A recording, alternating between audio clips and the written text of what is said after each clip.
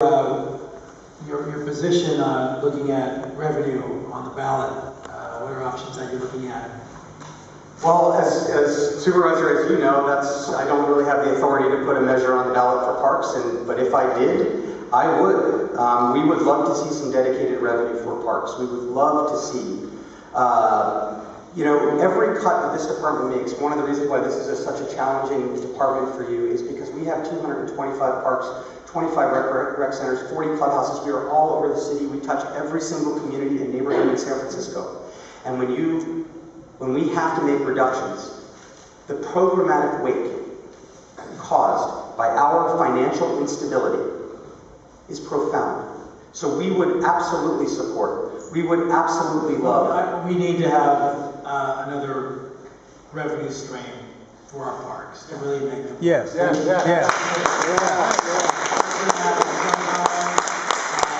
I know that's something that you would probably want to see happen, and that's really where we need to look. I think it's really compelling that we've had for all these years an Arboretum where we don't have to charge an admission fee.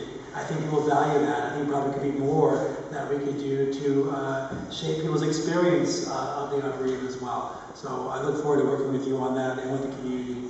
I know Supervisor McKechnie has something to say here as well. Just along those lines, since much of the attention has been placed on the Arboretum Botanical Garden fee, I think there is familiar concern, like with the Japanese tea garden and others, where it had once been free, had evolved to non-fee. And so I think we should recognize that those concerns are legitimate. I think it's a given that people here are all united in their love for our parks. They are our crown jewels in San Francisco. We're meeting in the crown jewel as we speak in the area.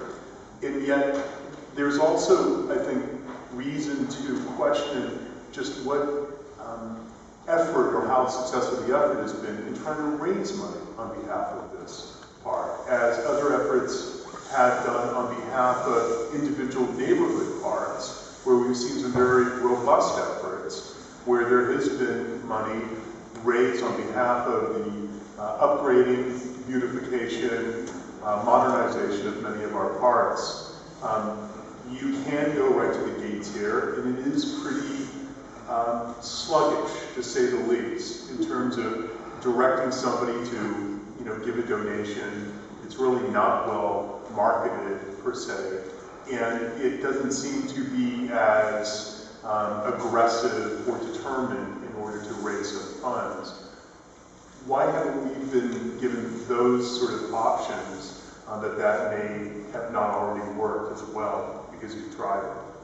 Well, Supervisor, I think I should let Director McKechnie speak to the sort of the philanthropic efforts.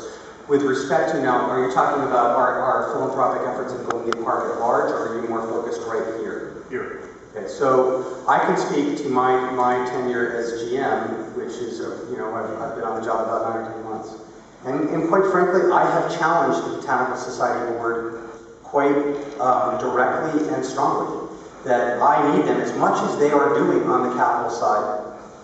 I have asked them to help support to a greater degree the operations side. Right on. And we have talked about more amenities in the garden. We've talked about potential concerts in the garden, which we're actually working on, which has its own share of community debate and concerns attached to it.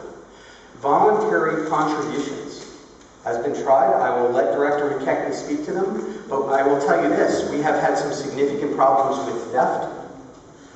We've had theft not only of our voluntary contribution bins, which are kind of out there on their own, but we've actually had some recent thefts here in this very building.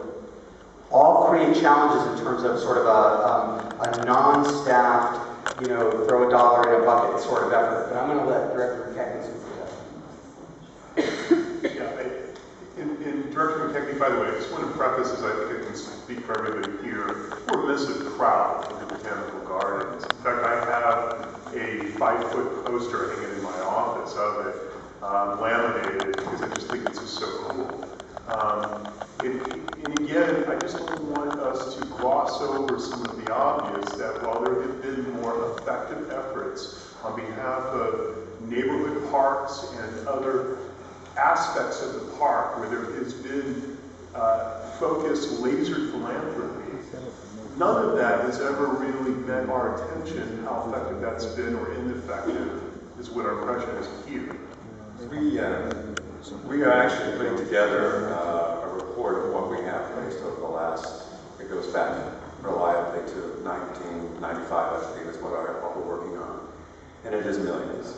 Some of it is capital and some of it is operating. Some of it is operating that, as we mentioned, we make a grant each year to Direct the Park for the 11th gardener. We had to raise about $1.5 million to endow that position, essentially, for all time. And it's just money to Direct the Park, and they hire food from the regular processes, the union processes.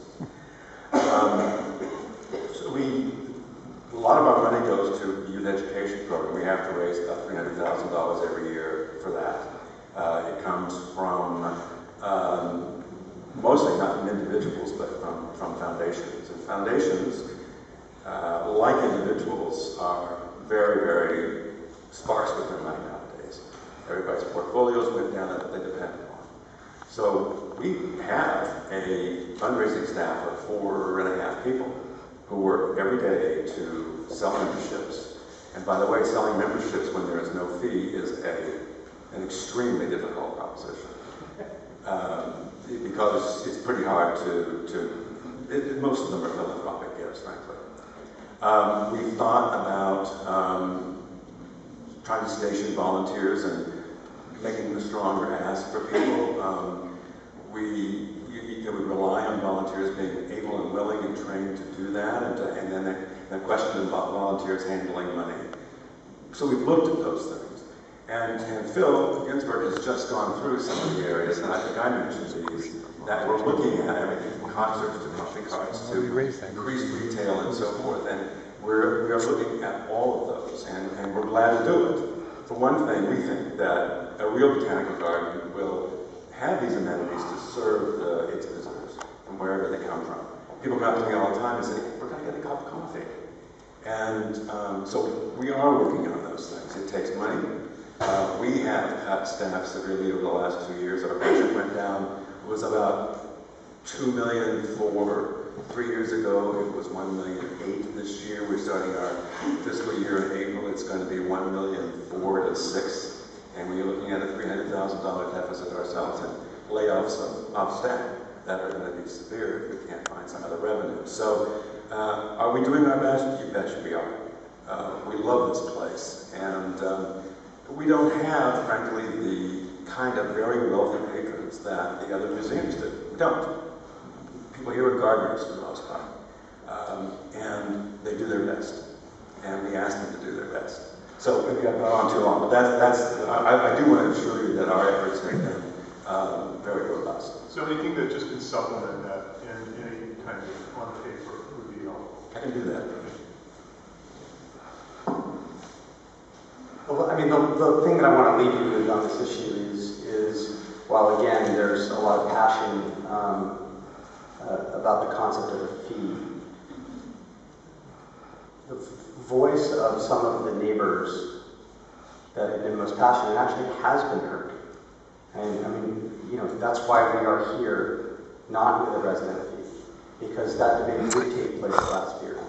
And the residents that are opposed to the fee were extremely passionate. And so, again, in a world of really difficult choices, we've tried to offer a compromise and a way to support this place, a way to support the rest of the park and the apartment, and still a way to allow absolutely, positively free access for our residents. Thank you.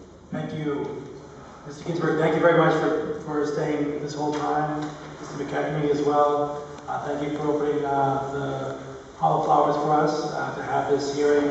Thank you for the members of the public who have been with us all this time as well. I think it's been about 5.5 hours. I want to thank